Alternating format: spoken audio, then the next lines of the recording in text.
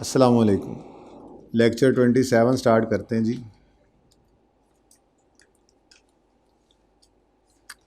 अच्छा जी, क्वेश्चन हमने किया था जिसके अंदर प्रोविज़न फॉर डी कमीशनिंग भी थी, आईडीसी भी था, सब कुछ था, है ना जी।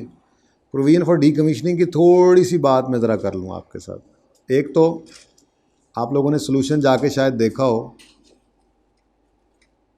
सोल्यूशन देखा था।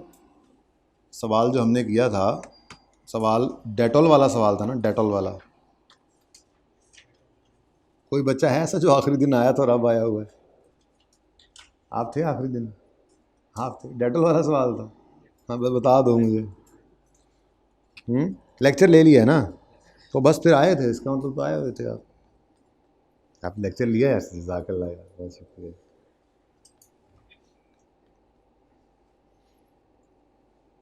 पास पेपर कौन सा था जी? 12। इसमें हमने लेसर को छोड़ दिया था, लेसी के पॉइंट ऑफ व्यू से सवाल को किया था, ठीक है ना। इसके सोल्यूशन के अंदर दो चीज़ें आपने फ़िलहाल इग्नोर करनी है, वो मैं हाईलाइट कर दूं ज़रा, उसके बाद फिर प्रोविज़न फॉर डी कमीशनिंग की बात भी थोड़ी सी कर लेते हैं। ये है 12।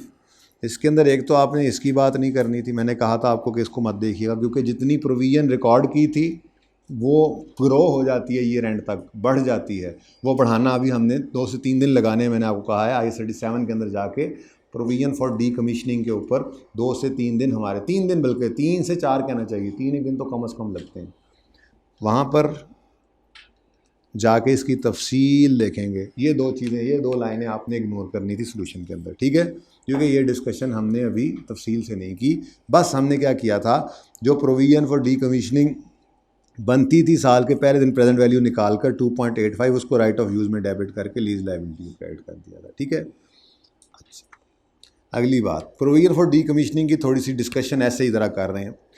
मैं कहा जी एसेट मैंने ख़रीदा है, तो एसेट डेबिट कैश क्रेडिट 500 रुपये का, यही एंट्री होती है इस दिन खड़े होकर।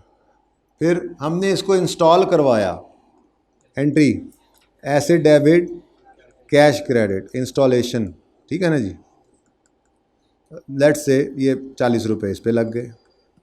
फिर आज खड़े होकर अंदाज़ा लगाया कि 3 साल इस एसेट की लाइफ है, तीसरे साल के एंड पे 50 रुपये मिसाल के तौर पे हमने पे करने होंगे फॉर डी कमीशनिंग मज़दूरों को, ठीक है।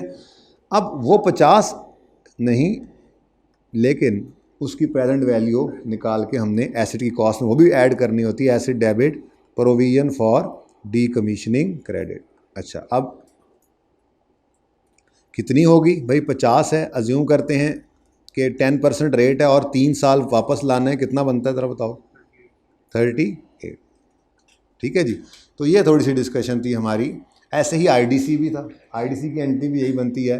तो हमने यहाँ पर बात ये की थी कि आईडीसी हो, इंस्टॉलेशन हो या डिसमेंटलिंग हो, ये कभी भी वर्किंग वन के अंदर नहीं आती। असल में ना कहानी कुछ इस तरह से है कि हमारा down payment plus rental plus purchase option अगर ओनरशिप विल ट्रांसफ़र और जीआरवी अगर ओनरशिप विल नॉट ट्रांसफ़र, ये सारा का सारा क्या कहलाता है? Lease payment. ये क्या है जी? लीज पेमेंट्स, ठीक है। अब ये लीज पेमेंट्स से हम निकालते हैं प्रेजेंट वैल्यू, ठीक है, प्रेजेंट वैल्यू लीज पेमेंट निकालते हैं। अब एक चीज़ है राइट ऑफ यूज़। क्या चीज़ जी? Right of use. Right of use के अंदर ये प्रेजेंट वैल्यू भी आती है, राइट ऑफ यूज़ के अंदर इंस्टॉलेशन भी आती है, राइट ऑफ यूज़ के अंदर आईडीसी भी आती है, राइट ऑफ यूज़ के अंदर प्रेजेंट वैल्यू ऑफ डिसमेंटलिंग भी आती है। तो इसीलिए हमने राइट ऑफ यूज़ की बात ये की थी, अगर इकट्ठी एंट्री करना चाहें तो राइट ऑफ यूज़ को हम बैलेंसिंग भी निकाल लिया करते हैं। यानी राइट ऑफ यूज़ एक ब्रॉडर टर्म है। राइट ऑफ यूज़ के अंदर लेसी को देने वाले पैसे भी शामिल हैं, राइट ऑफ यूज़ के अंदर वकील को दिए हुए पैसे भी शामिल हैं, राइट ऑफ यूज़ के अंदर इंस्टॉलेशन की कॉस्ट जो पे की वो भी शामिल है, ठीक है। राइट ऑफ यूज़ के अंदर जो डिसमेंटलिंग का अंदाज़ा लगाया लाइफ के एंड पे हमने पे करना है वो भी शामिल है, ठीक है। तो राइट ऑफ यूज़ ज़्यादा अमाउंट है, यानी कि देखें ना, मिसाल के तौर पे ये एसिड राइट ऑफ यूज़ है ना, राइट ऑफ यूज़ ही था, मैंने एसिड लिख दिया इसको, ठीक है।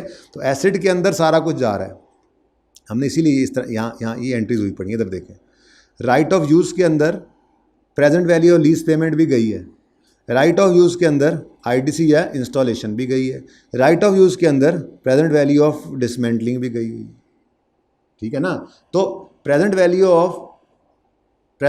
Of lease payments, present value of lease payments, ये छोटी टर्म है, ठीक है। ये वो पैसे हैं जो लेसर ने लेसी को देने, ठीक है। पहले दिन ही हमने यूँ लिखा था एंट्री के अंदर, right of use debit lease liability credit, हमने कहा था ये किस पे रिकॉर्ड होती है, present value of lease payment पे, ठीक है ना। तो सिर्फ राइट ऑफ यूज़ के अंदर ये नहीं जाना, ठीक है। राइट ऑफ यूज़ के अंदर अब हमें पता लग गया इंस्टॉलेशन, डी इंस्टॉलेशन, आईडीसी सब कुछ ही जाता है, ठीक है, राइट ऑफ यूज़ के अंदर। इसीलिए हमने ये बात की कि वर्किंग वन के अंदर present value of lease payment और present value of lease payment आती है। यहाँ पे ना आईडीसी में आना है, ना इंस्टॉलेशन, ना डी इंस्टॉलेशन है। यहाँ से निकलेगी present value of lease payment. ये present value of lease payment भी राइट ऑफ यूज़ में ऐड होगी और बाकी चीज़ें भी राइट ऑफ यूज़ में आकर ऐड होंगी। तो आईडीसी हो, इंस्टॉलेशन हो, डिसमेंटलिंग का एस्टीमेट, इसकी प्रेजेंट वैल्यू हो, ये सारे के सारे वर्किंग वन में नहीं आते, बल्कि ये सारे के सारे कहाँ जाते हैं, जर्नल एंट्री के अंदर, ठीक है। ये थोड़ी सी रिवीजन थी इसकी, अगर ये बात समझ आ गई है तो। यूँ समझ लें ये एक फनल है, यहाँ से प्रेजेंट वैल्यू निकली और वो भी चली गई है कहाँ पे,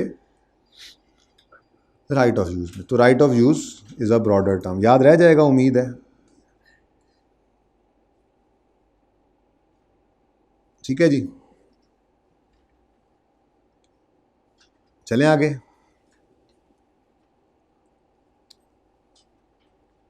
बाकी मेरे ख्याल में आप लोग रिवीजन तो करते ही होंगे, जैसे ये समरीज हैं इनकी, ठीक है ना, कि अगर लेसी का सवाल कर रहे हैं तो lease payment, present value of lease payment, modern schedule बनाएंगे, ओनरशिप ट्रांसफ़र होना हो तो पीओ, नहीं तो जीआरवी जो कि एक्सपेक्टेड टू बी पेड है। ये सारी बातें रोज़ पढ़ेंगे ना तो याद रहेंगी। एंट्रीज़ की बात अभी अभी हमने की, फिर ये किराया पे होने की एंट्री होती है, उसके बाद डेप्रिसिएशन की एंट्री है। अगर ओनरशिप में ट्रांसफ़र होना है तो यूज़फुल लाइफ पे, अगर ओनरशिप में ट्रांसफ़र नहीं होना तो शॉर्ट टर्म पे। फिर ये वाली बात पेनल्टीज़, हाँ पेनल्टीज़ को भी ऐड करते हैं लीज पेमेंट्स के अंदर। यानी मैं यूँ लिख सकता हूँ down payment plus rental plus penalties, उसके बाद इंसेंटिव भी तो था, हाँ तो यहाँ पर लिख लेते हैं ना, अगर कोई इंसेंटिव है तो मैं यूँ करके लिखता हूँ रेंटल माइनस इंसेंटिव, ऐसे ही है ना, ऐसे हो गया। उसके बाद अगर कोई पेनल्टी है तो वो भी यहाँ पर आ जाएगी, अगर पूरी बात कर दें तो, ठीक है। तो ये सारा कुछ तो यहाँ पर आता है, जो नहीं आता वो क्या है, वो ये बाद में हम डाल रहे हैं, मिक्स कर रहे हैं इसके अंदर, ठीक है। ये बात समझ आती है। चल, तो जहाँ पर भी ये लिखा penalties will also be added in lease payment if reason certain that he will exercise the termination option, पढ़ा हुआ है हमने। और लेसी कौन सा रेट यूज़ करेगा, इम्प्लिसिट इन द लीज, और अगर वो नहीं पता तो फिर क्या करेगा, अपना इंक्रीमेंटल बोरोइंग रेट। ये सारी बातें आपको पता, ठीक है। उसके बाद लेसी की सिंपल लीज आई थी, हमने कहा था लो वैल्यू या शॉर्ट टर्म के लिए तो नॉर्मल लीज वाली अकाउंटिंग नहीं है, बल्कि इसमें सिंप्लीफाइड अप्रोच है, आपको रिकग्निशन एग्जम्पशन मिल जाती है। आप रेंट एक्सपेंस की कैलकुलेशन करते हैं, ठीक है, और स्ट्रेट लाइन के ऊपर बिल्कुल वैसे ही जैसे लेसर की ऑपरेटिंग लीज थी, ठीक है ना। तो कैश आया, सॉरी कैश गया और एक्सपेंस इनकर हुआ, ओके। ये बैलेंस शीट थी हमारी। नोट के अंदर, नोट अभी नहीं हमने बात की हुई, नोट को भी देख लेंगे। नोट क्या है, नोट भी बस वही होता है, सिंपल सी एक लाइन लिख देते होते हैं, इसका बहुत सिंपल नोट है, ठीक है। लेसर की बात की हमने, तो लेसर के अंदर फाइनेंस लीज होती है या ऑपरेटिंग लीज होती है, ये सारी बातें भी आपको याद है। उम्मीद है अभी जाते हैं हम MCQs के ऊपर, शायद एंड पे जाएं आज IFRS 16 के, तो फिर उसके अंदर हमें ये बातें दोबारा डिस्कस करनी पड़ेंगी, ठीक है। ऑपरेटिंग लीज, आया कमाया और घिसाया, ठीक है ना। ये सारी बातें आप रोज़ पढ़ा करें, रोज़ पढ़ा करें, लीज तभी काबू में रहेगी। मैन्युफैक्चरर डीलर लेसर की ये मैं समरी अभी पढ़ा रहा हूँ ना, आपको पढ़ने के लिए कह रहा हूँ कि ये अभी कंप्लीट नहीं है, थोड़ा सा इसके अंदर अभी कमी है, कल इंशाल्लाह करेंगे वो, ठीक है जी। आज हम करते हैं IAS 41 का एक सवाल था जिसके अंदर हमने फीड को छोड़ दिया था, याद है आपको।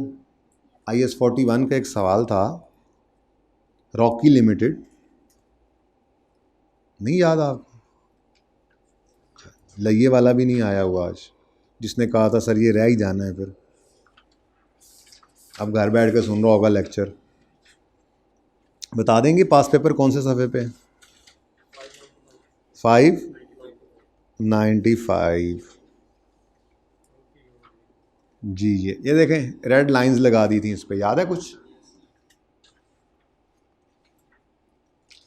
चल अच्छा जी, अब बाकी तो हमने वो, अगर आप सवाल कभी ओपन कर लें तो क्या ही बात है, उससे ये होगा, बाद में कर लीजिएगा बेशक, ये एडजस्टमेंट्स करवा लूँ, उससे ये फ़ायदा होगा कि मैं बैलेंस शीट इनकम स्टेटमेंट भी बनाऊंगा, तो जो पहले वाला डाटा है फिर वो यूज़ हो जाएगा। नहीं तो आप नहीं ओपन करेंगे तो मैं खुद ओपन कर लूँगा, कोई मसला नहीं, मैं इसका सोल्यूशन भी ओपन कर लूँगा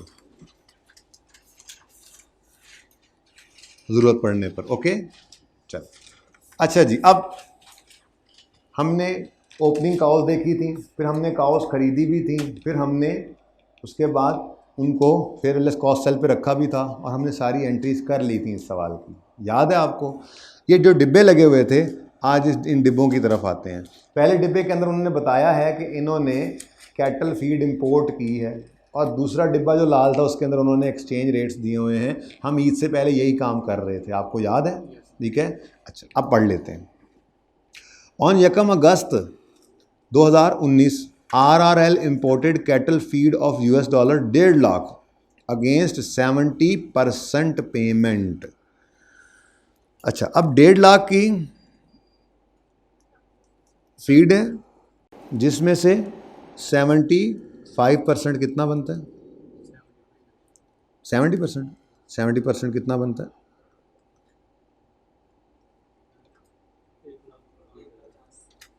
कितने 1,05,000 डॉलर्स, और बाकी के $45,000। ये आप हमेशा ब्रेकअप बना लिया करना, ठीक है? क्योंकि वो कह रहा है ना कि कुछ पेमेंट कर दी है, कुछ पेएबल है। आपको पता है अगर पेएबल है तो फिर उसको देखेंगे, अगर पे ना हुआ तो रीट्रांसलेट भी करना पड़ेगा। खैर ये हमें पता लग गया, 1,05,000 हमने पे कर दिए, 70% पेमेंट हो गई, ठीक है, और 45,000 हमने भी पे नहीं किए। आगे पढ़ते हैं। The feed is specially design to provide vital nutrients to cow that keep them healthy and improve the quality of the produce. ऐसे ही फजूल लाइन, बट ठीक है, वो कह रहे हैं। हाँ वो मैं मिस कर गया, माजरत। बहरहाल अगली लाइन का तो कोई काम नहीं है ना।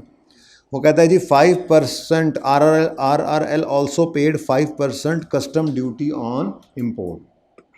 पेज नंबर नहीं पता इस सवाल का आप लोगों को? 595, 595। Import duty by default non refundable होती है, नॉन एडजस्टेबल होती है, यानी अगर ये है तो एसेट की कॉस्ट में ऐड करेंगे, जैसे आज तक परचेज करते हैं एसेट को। ये एसेट ही है ना, नॉन करंट ना सही, करंट सही। और इन्वेंट्री ने, मैं नहीं कह रहा, मैं इसको फीड एसेट कह दूंगा, कैटल फीड एसेट कह दूंगा, इन्वेंट्री नहीं कहूँगा। इन्वेंट्री नॉर्मली होती है हम बेचने के लिए रखते हैं। देखो ना, ये मार्कर है, ये कॉलेज वालों ने जो मार्कर रखे हुए हैं, क्या उसको इन्वेंट्री कहेंगे? स्टेशनरी कहेंगे ना, stationery stock, stock of stationery, ठीक है ना। ऑफिस सप्लाइज है स्टॉक ऑफ, लेकिन जो यूज़ नहीं होती वो स्टॉक में पड़ी तो यूज़ हो जाती है, वो एक्सपेंस आउट हो जाती है, ठीक है ना। बहरहाल ये जो हमने परचेजेस की हैं फीड की, इसके अंदर एक तो इसकी परचेज कॉस्ट आ गई, ठीक है। दूसरा 5% कस्टम ड्यूटी है ऑन इम्पोर्ट, और ये अगर सवाल खामोश हो तो बाय डिफ़ॉल्ट नॉन रिफंडेबल होती है, ठीक है जी।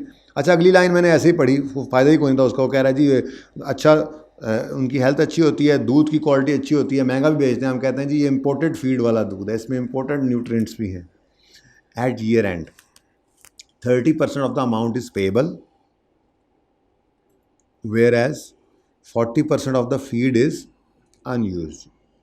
अच्छा, यानी कि वो जो पेएबल था वो अभी भी पेएबल है, और सारा चारा गायों ने नहीं खाया, कुछ अभी रुक गया, ठीक है। सबसे पहले तो इस चारे को ख़रीदने की एंट्री कर लेते हैं। हाँ जी, कैश पे कर दिया 70%, 1,05,000 कैश पे किया, 45,000 कैश पे नहीं किया, और 5% कस्टम ड्यूटी भी हमें लग गई।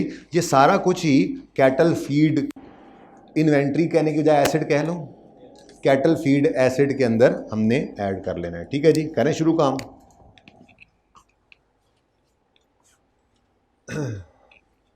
चलो यहीं कर लेते हैं जी।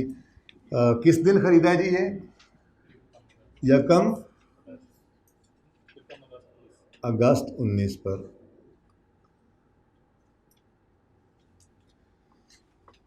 कैटल फीड हमने खरीदी है, रॉकी ने कैटल फीड खरीदी है, जो कि एक एसेट है, एक एसेट है, करंट एसेट, ठीक है ना, करंट एसेट ही होता है ना।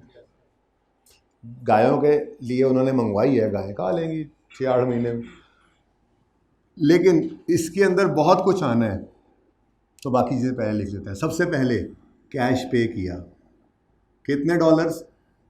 $1,05,000। उसके बाद कुछ कैश पे नहीं किया, वो कितने है जी? $45,000। किस दिन ये ट्रांजैक्शन हुई है? यकम अगस्त पे। यकम अगस्त पर रेट क्या है? यकम अगस्त 19 पे, और ₹164 है, $1। एक किसके साथ लगा हुआ है? फॉरेन करेंसी के साथ। तो मल्टीप्लाई या डिवाइड? याद आ रही हैं बातें? ईद से पहले वाली भूल तो नहीं गए सारी बातें? ऐसे बैठे होते हैं बच्चे ईद के बाद छुट्टियां करके हैं, जैसे पहली क्लास के अंदर बैठे होते हैं, पता नहीं क्या बातें हो रही हैं। ऐसा तो नहीं? कितने बच्चों ने IFRS 16 रिवाइज़ किया था छुट्टियों में? सर हमने तो लेक्चर नहीं लिया, हम रिवाइज़ करेंगे। मतलब आप कैसे एक्सपेक्ट कर रहे हैं ये बात? अच्छा जी, क्या है जी रेट? मल्टीप्लाई से करेंगे सवाल, मल्टीप्लाई इंटू 164 इंटू 164, बताइए क्या आता है आंसर? 17 रुपीज़ इन 1000 कर लो यार। अब क्योंकि सवाल रुपीज़ इन 1000 ही क्या था जहाँ तक मुझे याद पड़ता है। जी बोलो। 17220780। अब कैश ही पे कर दिया है, लेकिन कितना?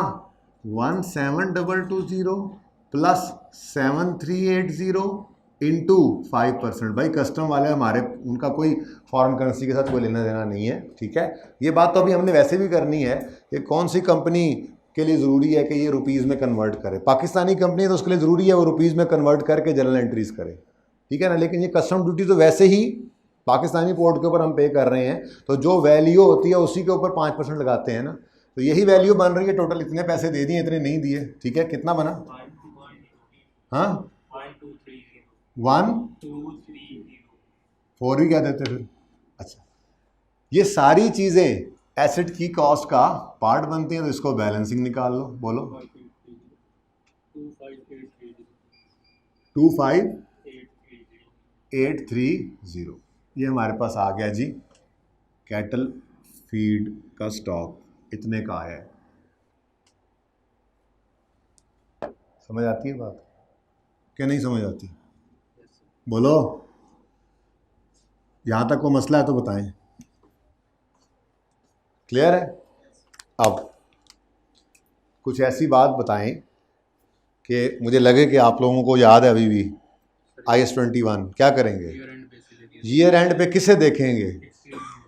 कैटल फीड एसेट को देखेंगे? कैश को देखेंगे? नहीं, सिर्फ और सिर्फ किसको? पेएबल को, ठीक है। पेएबल को देखेंगे। भाई पेएबल पे हो गया तो अच्छी बात है, नहीं पे हुआ तो उसको रीट्रांसलेट करना पड़ेगा, वर्सेस वाली कैलकुलेशन से गुजारना पड़ेगा। ओके, तो 31 दिसंबर है ना ईयर एंड? बोलो 31 दिसंबर 19 आया, तो हमने कहा जी वो जी पेएबल है $45,000, और 31 दिसंबर 19 यानी आज जिस दिन खड़े हैं उस दिन रेट है 152, ठीक है, इंटू ₹152। आंसर क्या आया? 6840। इसको कंपेयर करेंगे उस लाइबिलिटी से जो हमने बुक की थी 7380। ये ओल्ड है और ये न्यू, तो लाइबिलिटी, खुशी की बात है गम की? चलो, लाइबिलिटी कम करने के लिए क्या किया करते हैं हम? डेबिट। तो बोलो, तो पेएबल डेबिट हो गया, और एक्सचेंज लॉस गेन है। भाई खुशी की बात है, ये प्रॉफिट एंड लॉस में फेंक दिया जी। कितना है? 540।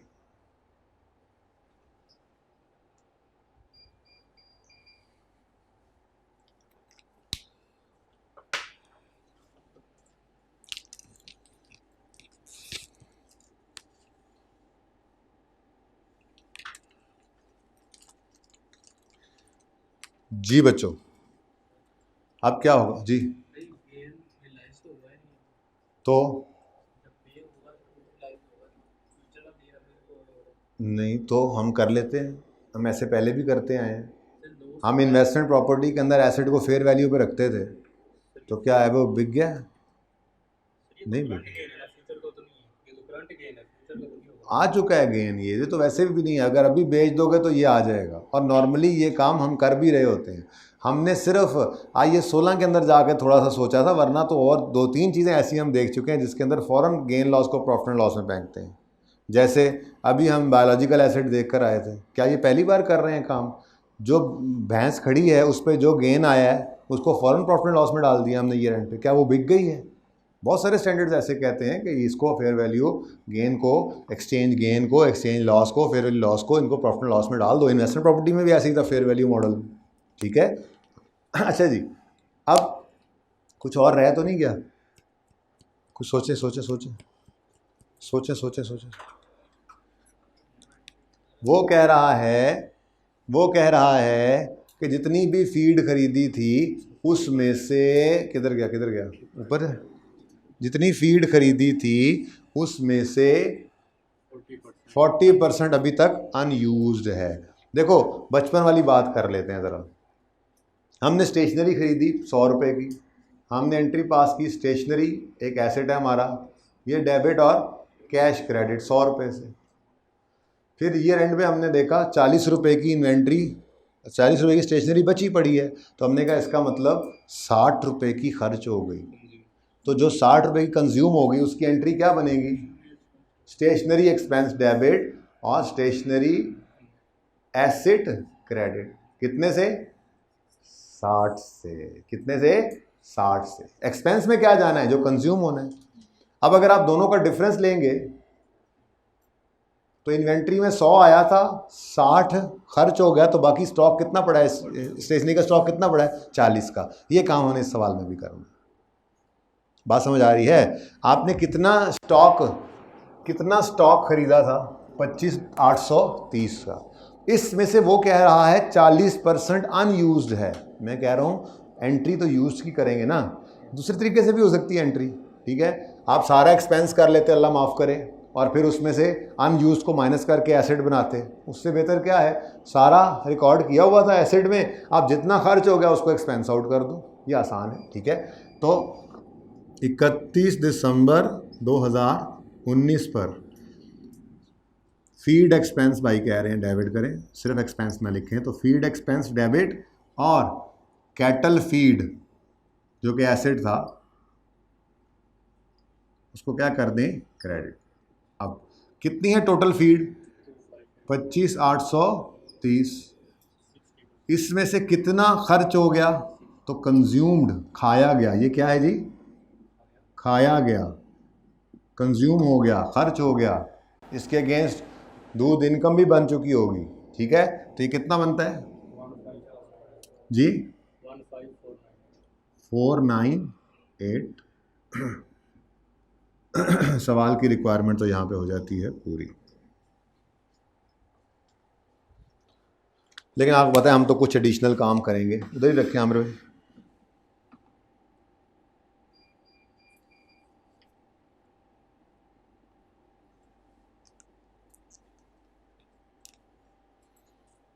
जी सही है, ये सवाल के अंदर कमी थी। हमने कहा था IS-21 जब पढ़ेंगे तो ये कर लेंगे, तो आज हमने ये कर लिया, सवाल कंप्लीट हो गया। अच्छा, अब प्रॉफिट एंड लॉस अकाउंट बनाएं तो उसके अंदर क्या जाएगा? प्रॉफिट एंड लॉस अकाउंट,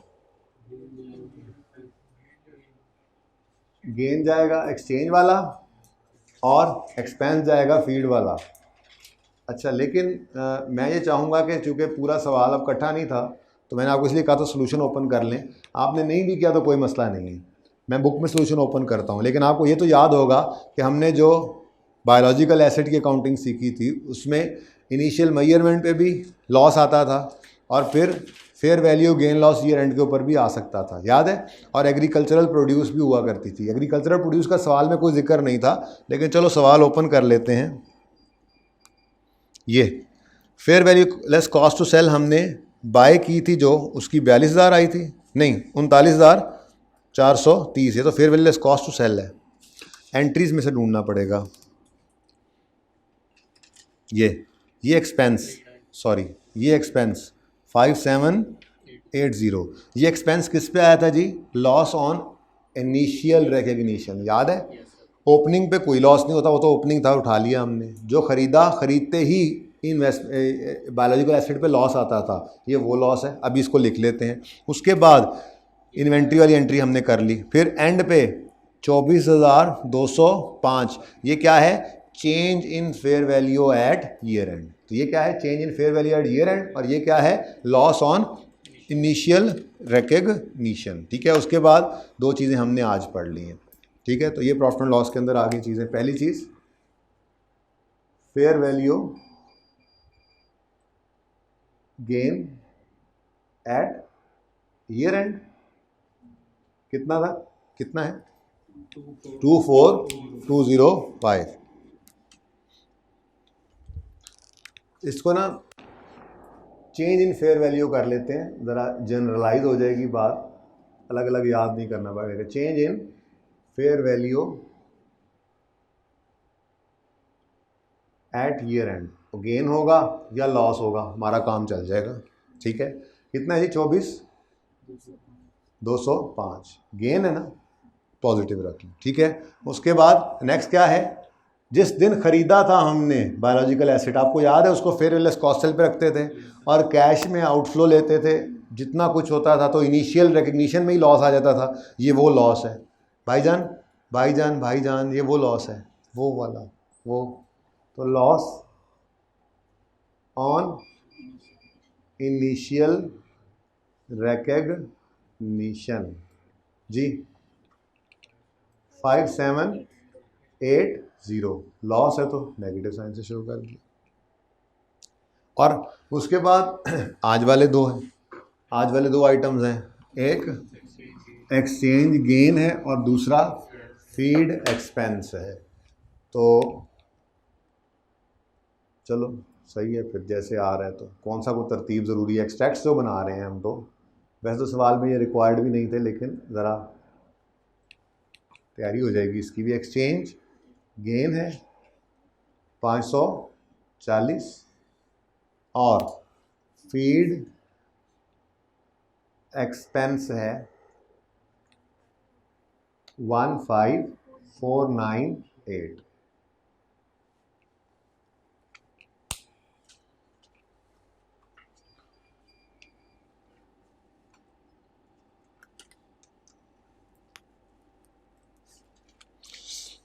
जी, उसके बाद बैलेंस शीट की अगर बात करें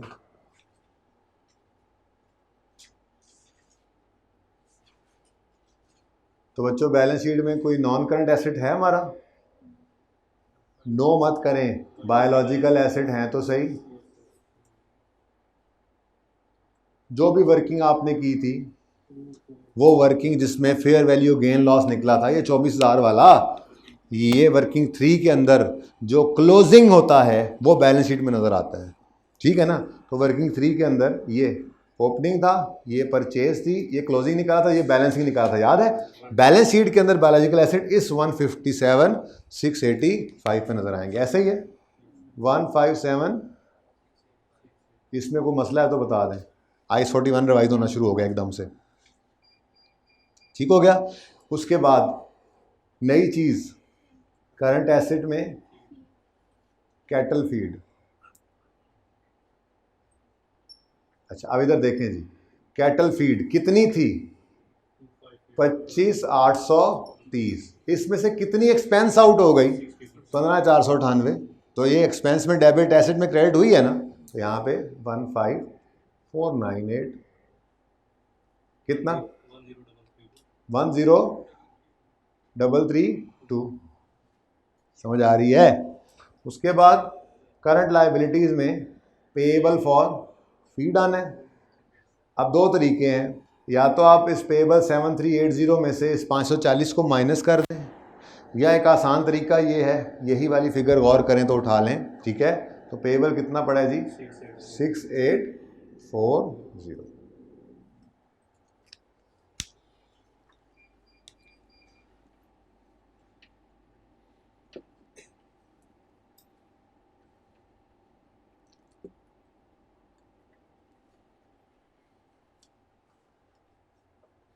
जी कोई क्वेश्चन? ये बेसिकली सवाल है पास पेपर 1 पेज नंबर 595। सवाल का नाम था रॉकी रोड्स लिमिटेड, ठीक है ना जी। तो IAS 41 इस अटेम्प्ट में आया था सर, वो IAS 41 और IAS 21 उसने मिक्स कर दिया था। क्या मिक्स होता है यार, है बस ऐसे ही मिक्स हो गया, इतना ही मिक्स होता है।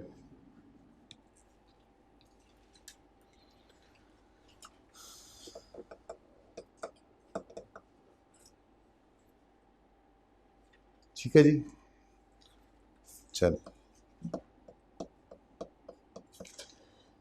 चलें जी। अब IAS 21 की सबसे इम्पॉर्टेंट डिस्कशन है आज। नया टॉपिक तो शुरू नहीं हुआ, टॉपिक तो कॉन्टीन्यूटी में है, लेकिन IAS 21 की सबसे इम्पॉर्टेंट डिस्कशन आज है। आज हम फॉरेन करेंसी में एक लोन लेंगे, वही जैसा लोन हमने लिया हुआ है, उसकी किस्तें पे करेंगे, इंटरेस्ट भी होगा, प्रिंसिपल भी होगा, उसी तरह से कहानी होगी, ठीक है। तो उसके लिए तशरीफ़ ले चलिए अपने IAS 21 वाले टॉपिक में। क्वेश्चन नंबर 12 आपके पास होगा पेज 456। Question 12 page 456।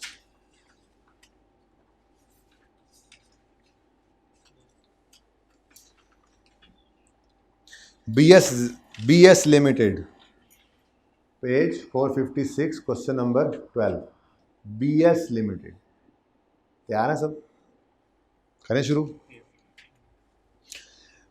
रिक्वायरमेंट है जर्नल एंट्रीज कर दें, हम देखते हैं हम कहाँ तक बात को रोकते हैं, ठीक है। जर्नल एंट्रीज करेंगे, प्रॉफिट एंड लॉस बना देंगे, बैलेंस शीट भी बना देंगे, देखी जाएगी फिर, हैं। ओके चले। पता नहीं आप जो नहीं आए हैं वो कल आते हैं तो ये काम करके आते हैं या नहीं आते, बहरहाल इंपॉर्टेंट काम है बहुत ज़्यादा। BS limited a Pakistani company obtained 5-year loan, long term loan from Gill Bates in Mexican peso, जिसका साइन उन्होंने डॉलर बनाया हुआ है, ठीक है। The terms of loan were as follows. Gill transfers Mexican dollars 100,000 into BS bank account on यकम जनवरी 14। कितना लोन दिया जी उसने? $1,00,000। इंटरेस्ट रेट ऑफ लोन है 7.931। BS is required to make payment of 25,000 inclusive of principal and interest, दोनों शामिल हैं इसमें, annually with the first payment falling due on 31 December, यानी एरियर में, ठीक है।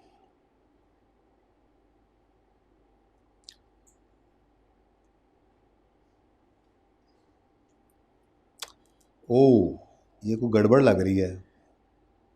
5-year लॉन्ग टर्म लोन है, ₹1,00,000 का है ना, और हर साल उसने 25-25 हज़ार देना है, तो 25-25 हज़ार तो 1,25,000 बन जाएगा। ये क्या चक्कर है?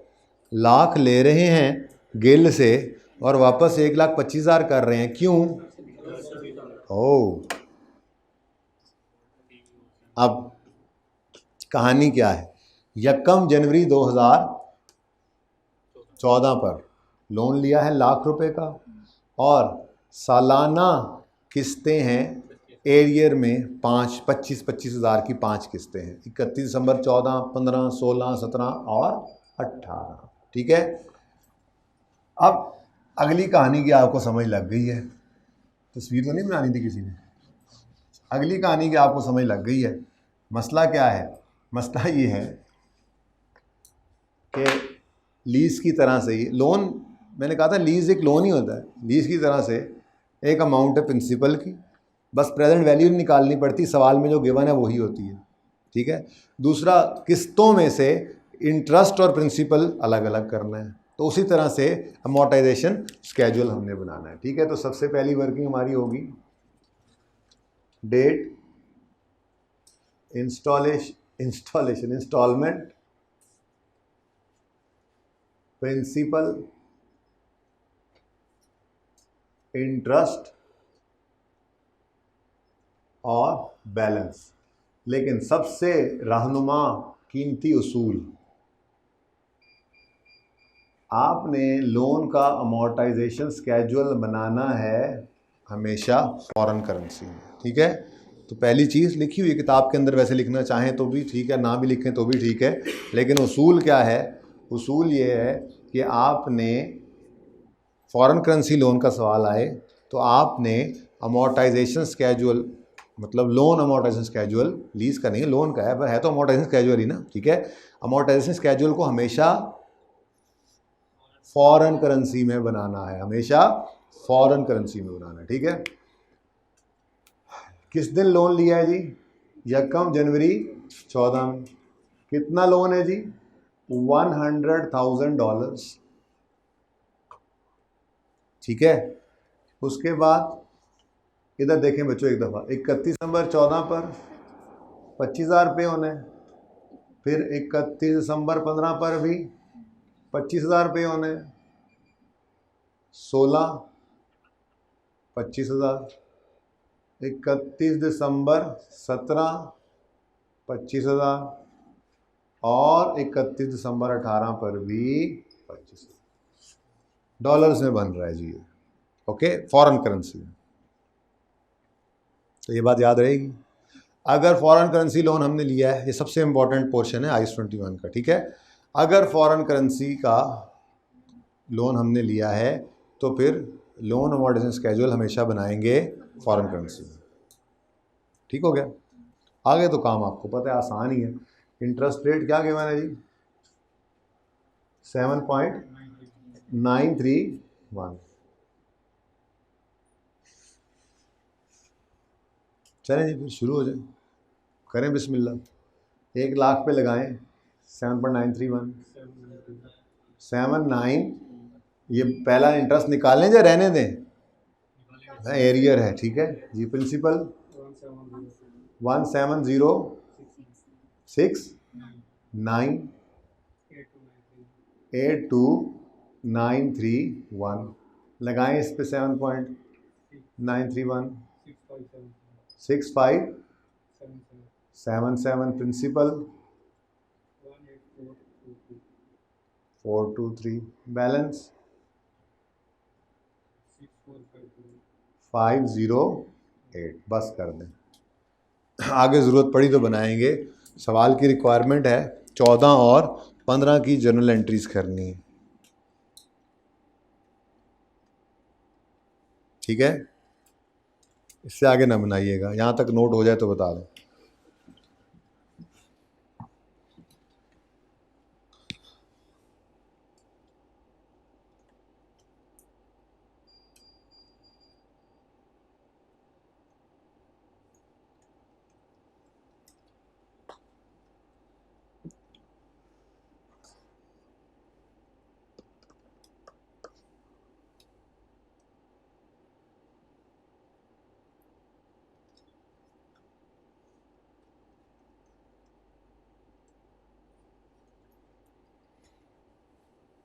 अच्छा जी, अब चलते हैं जर्नल एंट्रीज की तरफ।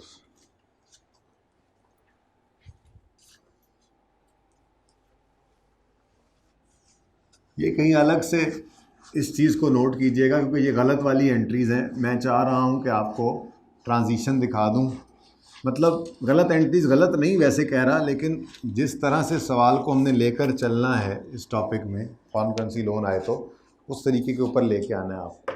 उसकी ज़रा ट्रांजिशन समझिएगा, इसको अलग नोट कीजिएगा।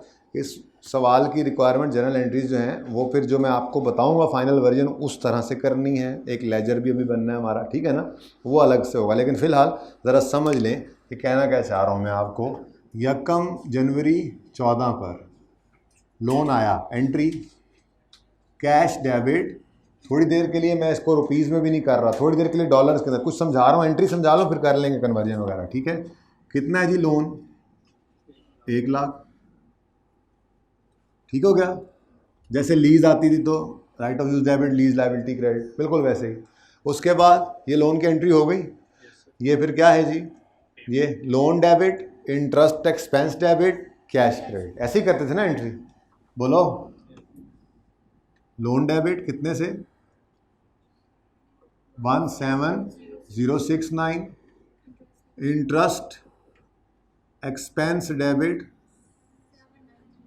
3 1 और कैश क्रेडिट 25,000। ठीक है जी। पहली एंट्री में तो कोई फ़र्क नहीं पड़ना, दूसरी एंट्री को करने का एक और तरीका भी हो सकता है। बिल्कुल सही है, ये एंट्री गलत नहीं है, लेकिन हम ना एक अप्रोच पे जाने के लिए ज़रा ट्रांजिशन फेज से गुजर रहे हैं कि इस तरह से नहीं, इस एंट्री को तोड़ के भी किया जा सकता है। मैं ये कह सकता हूँ कि जी आपने लोन लिया, ठीक है, पहली एंट्री तो वही होगी। उसके बाद पहले आप इंटरेस्ट एक्सपेंस को रिकॉर्ड कर लो, बेशक उसी दिन। ये किस दिन एंट्री हो रही है? 31 दिसंबर 14 पर। तो 31 दिसंबर 14 पर ही खड़े होकर ये काम आपने करना है। 31 दिसंबर 14 पहले ये एंट्री कर लो, इंटरेस्ट एक्सपेंस डेबिट एक्रूअल की एंट्री कर लो, और इंटरेस्ट पेएबल क्रेडिट कितना है जी? 7931। नजर आ रहा है भाई? ठीक है। उसके बाद फिर दूसरी एंट्री करो आप, और वो एंट्री होगी, बोलो आप, लोन डेबिट 17069। अब इंटरेस्ट पेएबल डेबिट 7931 और कैश क्रेडिट 25,000। तो हमने कुछ भी नहीं किया भाई, बस एक्सपेंस को एक्रूअल के तौर पर रिकॉर्ड किया, सेम डेट पर फिर पे भी कर दिया, कोई मसला नहीं। ये भी आगे चल के काम देना ही होगा इस अप्रोच में, कोई मसला इस पर? बोलो। ये वर्जन भी सही नहीं है। अब फाइनल वर्जन की तरफ आते हैं। वो ये है कि हम इंटरेस्ट पेएबल नामी लेजर को गायब ही कर देते हैं किताबों से। ठीक है, इंटरेस्ट पेएबल नाम की कोई चीज़ हम किताबों में नज़र ही नहीं आने देते। हम क्या करेंगे, देखिएगा ज़रा। 31 दिसंबर 14 पर आप इंटरेस्ट एक्सपेंस रिकॉर्ड करेंगे, कितना है जी? 7931। और ये भी उसी बंदे को, गिल को ही पे करना है ना, जिसको 1 लाख का लोन देना था। तो हम यहाँ पर लिखेंगे interest expense debit loan payable credit. ठीक है जी। और फिर साथ ही अगली एंट्री करेंगे, बोलो अब क्या करेंगे? लोन डेबिट कितने से? ये भी लोन में डेबिट, और 17 भी, तो मतलब टोटल 25,000 ही लोन डेबिट और कैश क्रेडिट। ये आसान करेगा हमारे लिए आगे चल के, क्योंकि बेटा ये फॉरेन करेंसी का लोन है, इसके अंदर ना हर चीज़ डिफरेंट रेट्स पे, लोन आया किसी और रेट पे, लोन की पेमेंट किसी और डेट पे हो रही है। इंटरेस्ट एक्सपेंस और इनकम हमेशा एवरेज रेट पे लगते हैं, क्योंकि किसी खास अरसे के होते हैं, किसी एक दिन का इंटरेस्ट एक्सपेंस या इनकम होता नहीं है। तो इतने एक्सचेंज रेट्स जो है ना, वो आपको घुमा फिरा के रख देंगे। इसलिए ये वाला वर्जन फाइनल। ठीक है, पहली एंट्री तो सेम होनी है ना तीनों में, मतलब पहली एंट्री तो सेम है। ठीक है, हमने क्या कहा जी, ये एंट्री करते थे लीज में। अब आपको जी जैसे लीज में तो आप इधर डिफरेंट कर रहे हैं, डिफरेंट कर रहे हैं, मजबूरी है, वरना फंस जाओगे। छोटा सा काम है, याद रख लेना ऐसे। ठीक है, इसको तोड़ के कर लो, इसी दिन एक्रूअल रिकॉर्ड करो और पे कर दो। फिर तीसरी बात हमने क्या की, छोड़ो, इंटरेस्ट पेएबल नाम की चीज़ ही गायब कर दो। अब आपकी एंट्री क्या होगी? Interest expense debit loan credit, फिर लोन डेबिट कैश क्रेडिट। इसका मतलब ये है कि आप इस वाले कॉलम को इग्नोर करके एंट्रीज कर लिया करेंगे।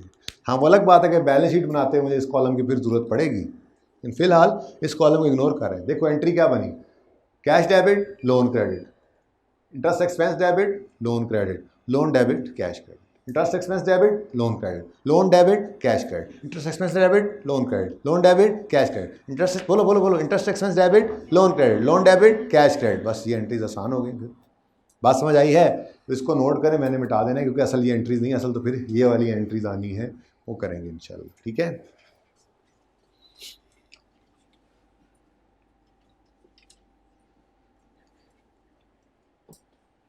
ट्रांजिशन को पिक्चर में ले लें।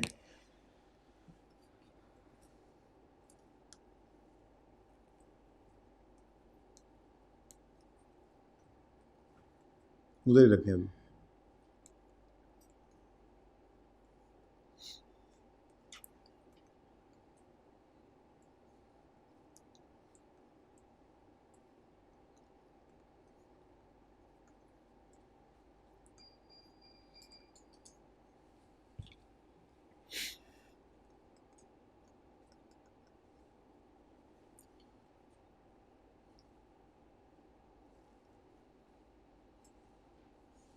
जी थोड़ी सी देर देखें, प्रैक्टिस कर लें ज़रा दोबारा। हमने 1 जनवरी को एक लोन लिया 250 रुपये का, ठीक है जी। 31 दिसंबर पर हमने 50 रुपये की किस्त पे की। मिसाल के तौर पे इसमें 15 रुपये का इंटरेस्ट था और बाकी 35 का प्रिंसिपल था। अब मैंने आपको क्या सिखाया है कि आपने 1, 2, 3 ये एंट्रीज करनी है, ठीक है। 1, 2 और 3। पहली एंट्री, इसकी entry cash debit loan credit, ठीक है जी। उसके बाद 12 की एंट्री, 15 की entry interest expense debit loan credit, और फिर लोन डेबिट कैश क्रेडिट। यानी कि आप, मैंने कहा कि इसको इग्नोर करके भी चल सकते हैं वाइल पासिंग जर्नल एंट्रीज। ठीक हो गया।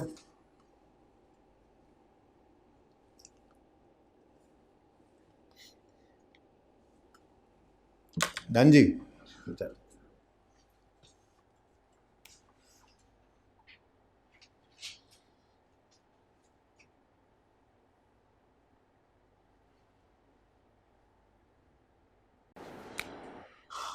जी 17 और ये 3 था, ये प्रिंसिपल। ओके अच्छा जी, अब एंट्रीज डायरेक्ट शुरू भी नहीं कर देनी, एक काम और भी करना है। ये नोट हो गया ना, एंट्रीज इस तरह से करनी है, ठीक है। हम एंट्रीज करने से पहले एक लेजर बना लिया करेंगे लोन पेएबल का, ठीक है, और फिर उसके बाद एंट्रीज पास करेंगे। लेजर क्या, लेजरा होगा जी। वर्किंग टू लोन पेएबल,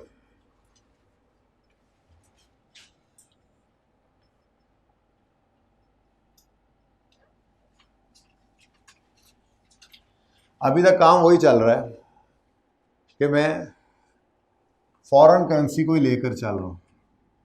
मैंने स्केड्यूल भी फॉरेन करेंसी में बनाया है और इनिशियली लेजर में जनरल एंट्रीज भी फॉरेन करेंसी के साथ ही करेंगे। लेकिन कैसे करेंगे एक दफ़ा रुक कर देख लें, फिर खुद ट्राई कीजिएगा, ठीक है। लोन पेएबल है ना, आपको एंट्रीज बता दी हैं। इस लाख की एंट्री बोलो, cash debit loan payable credit, interest expense debit loan payable credit, loan payable debit cash credit, interest expense debit loan payable credit, loan payable debit cash credit. अब 2 साल हैं, 2 साल के लिए लेजर बनाएंगे। कैसे बनाएंगे इधर देखिए। सबसे पहले 1 जनवरी 2014 आपने एंट्री बोली cash debit loan payable credit, तो मैंने यहाँ पर लिख दिया कैश और यहाँ पे आकर लिखा $100,000। अभी कुछ नहीं और करना, रेट शेट बाद में एंड पे देखेंगे, 1 मिनट देखेंगे और लगा देंगे। अभी तक हमने स्केड्यूल भी फॉरेन करेंसी में बनाया है, लेजर में भी सिर्फ फॉरेन करेंसी लिख रहे हैं। ठीक हो गया। तो कैश डेबिट लोन क्रेडिट हो गया, बोलो। उसके बाद interest expense debit loan payable credit, 31 दिसंबर 14 पर interest expense debit loan payable credit कितने जी, 31, ठीक है जी।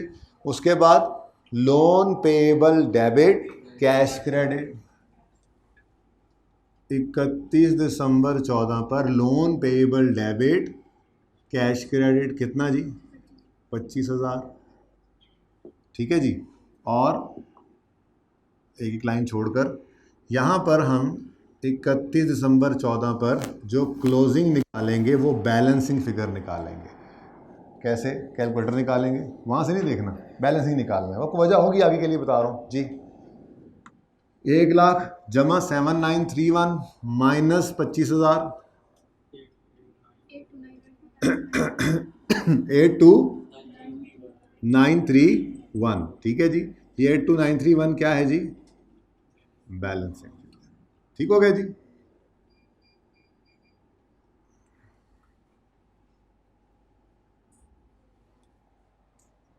ठीक हो गया। यहाँ तक को मसला नहीं है। अब सारा काम हमने किया, हमने, मैं 1 साल पे रोकता हूँ ना, 1 साल का ही तो हो सकता है सवाल। हमने सबसे पहले फॉरेन करेंसी में लोन अमोर्टाइजेशन स्केड्यूल बनाया, फिर हमने लेजर बनाया लोन पेएबल का, वो भी फॉरेन करेंसी में बना लिया फिलहाल, ठीक है। एंट्रीज वही, cash debit, loan payable credit, interest expense debit, loan payable credit, loan payable debit, cash credit, और क्लोजिंग बैलेंसिंग निकाल लिया डॉलर्स में, ठीक हो गया। अब आते हैं रेट्स की तरफ। BS limited has rupee as its functional currency, currency use maximum blah blah blah. Relevant exchange rates are, यकम जनवरी 14 पर $1 8 का है। मल्टीप्लाई वाला सवाल बोलो। अच्छा, अब यकम जनवरी पर लोन आया, क्या देखो, अब हम क्या कर रहे हैं, अब हम रेट लगा रहे हैं एंड पे जाके जी, कितना, ₹8, और 31 दिसंबर 14 पर ये कितने पे चला गया, 8.5 पे, और मैंने यहाँ पर आकर लिखा 8.5। मैंने सही लिखा? सोचो भाई, ये सही नहीं है। लोन तो किसी एक दिन आया, उसकी रीपेमेंट तो किसी एक दिन हुई, ये क्लोजिंग लायबिलिटी तो किसी एक दिन पड़ी है, लेकिन इंटरेस्ट एक्सपेंस या इनकम किसी एक दिन की नहीं होती है। ये इनकम या एक्सपेंस जो होता है ये किसी एक ख़ास अरसे का होता है, 1 महीने का, 6 महीने का, 4 महीने का, साल का। तो जब इंटरेस्ट एक्सपेंस या इनकम किसी ख़ास अरसे की है तो फिर एक्सचेंज रेट भी उस खास अरसे का एवरेज ही होना चाहिए, किसी एक डेट का रेट तो यहाँ पे नहीं लग सकता, ये तो गलत हो जाएगा। इंटरेस्ट एक्सपेंस, ये इंटरेस्ट एक्सपेंस सारे का सारा 31 दिसंबर 14 का है? नहीं, ये तो यकम जनवरी 14 से 31 दिसंबर 14 तक का है। तो फिर एवरेज रेट सवाल देगा पूरे साल का। वो कैसे निकलता है? जैसे सिंपल एवरेज निकलता है। आपने कहा जी पहले दिन 10 था, दूसरे दिन 15 था, तीसरे दिन 12 था, चौथे दिन 13 हो गया, फिर 11 हो गया, ये 5 हैं और इनको डिवाइड कर दो 5 तो क्या आ जाता है, जो भी आ रहा है वो एवरेज है। तो इस तरह से एवरेज रेट निकलता है।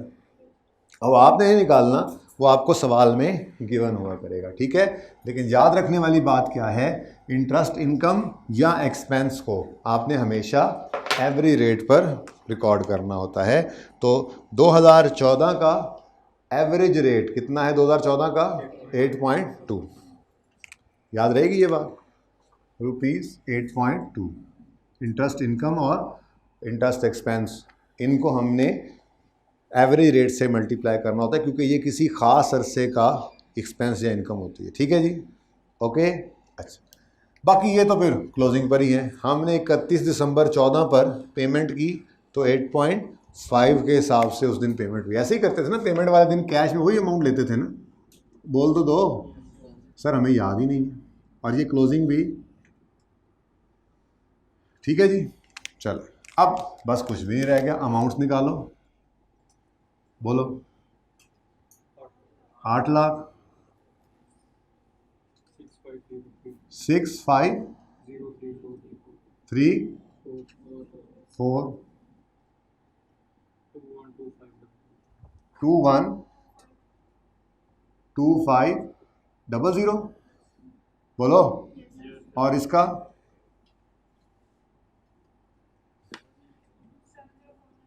4914। बैलेंस ही होना है, जाहिर है। जब डॉलर्स बैलेंस हैं तो ये भी बैलेंस होगा लेजर। क्या ख्याल है? हो ही नहीं सकता। क्या कह रहे हैं आप लोगों को? चुप ही नहीं करना चाहिए इतनी देर। हो ही नहीं सकता।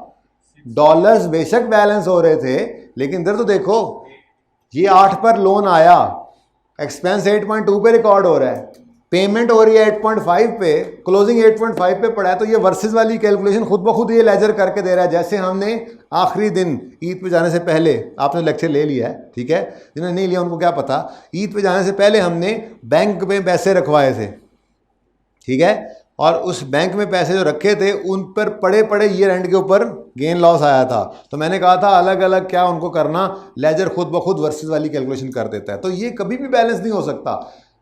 डॉलर्स बैलेंस थे, dollar plus dollars minus dollar equal two dollars, ये बैलेंस ही फिगर निकाली थी हमने। जब हमने रेट्स लगाए तो रेट्स तो डिफरेंट है, लोन के आने पर रेट और है, एक्सपेंस और रेट पे रिकॉर्ड हुआ, पेमेंट और रेट पे, क्लोजिंग और पे पड़ा है, तो फिर कैसे हो सकता है कि ये लेजर बैलेंस होगा? हो ही नहीं सकता। तो फिर बैलेंसिंग फिगर चेक करो किस तरफ आ रही है, डेबिट साइड पे आ रही है, क्रेडिट साइड पे आ रही है। कितनी? 380। अब loan payable credit, profit and loss account हो गया डेबिट, मतलब एक्सचेंज लॉस ही है ना, प्रॉफिट एंड लॉस डेबिट हो रहा है ना, तो एक्सचेंज लॉस ही हुआ, ये हमेशा निकला करेगा बैलेंस। ये क्या निकला करेगा जी? बोलो, बैलेंस। लॉस ही बनता था ना, आपने लोन लिया था, 8 रुपये का डॉलर था उस वक्त, जब वापस करने जा रहे हैं तो 8.5 का, क्लोजिंग डेट पे 8.5 का, तो लाइबिलिटी ने बढ़ना ही है ना। याद होगा जिन्होंने ईद से पहले तक क्लासें ली हुई उन्हें याद होगा, ठीक है। तो दोबारा सुन लें ज़रा स्टेप्स। स्टेप 1 फॉरेन करेंसी का लोन है। स्टेप 1 फॉरेन करेंसी में लोन अमोर्टाइजेशन स्केड्यूल बनाएंगे। स्टेप 2 लेजर फॉरेन करेंसी में पहले बना लेंगे, बैलेंसिंग फिगर निकाल के, उसके बाद फिर सवाल से एंड पे जाके रेट्स उठाएंगे, ठीक है। इंटरेस्ट इनकम एक्सपेंस को एवरेज रेट पे करेंगे रिकॉर्ड, बाकी सब चीज़ों को स्पॉट रेट पे। स्पॉट रेट कहते हैं जिस दिन इस दिन स्पॉट रेट यकम जनवरी का ये स्पॉट रेट, ये स्पॉट रेट। लेकिन इंटरेस्ट इनकम एक्सपेंस किसी एक स्पॉट के रेट के ऊपर रिकॉर्ड ही नहीं हो सकती, उसको एवरेज पे करेंगे। और बैलेंसिंग फिगर क्या आ जाया करेगी? गेन या लॉस। अब एंट्रीज बाद में बुक से देख लेंगे, फिलहाल ज़रा सुन लो एंट्रीज क्या होंगी। Cash debit loan credit 8 lakh rupees में करनी है एंट्रीज, हमने रुपीज़ में करनी है। हमारी फंक्शनल करेंसी उसने लिखा होता है रुपीज़ है, पाकिस्तान रुपीज़। देखेंगे ये फंक्शनल क्या होता है, प्रेजेंटेशन क्या होता है बाद में। फिलहाल हम पाकिस्तानी कंपनी है तो हमने रुपीज़ में एंट्रीज करनी, ठीक है। तो ये तो वो समझाने के लिए सिर्फ $1 लाख और 25,000 लिखा था, एंट्री समझा रहा था ज़रा, ठीक है ना।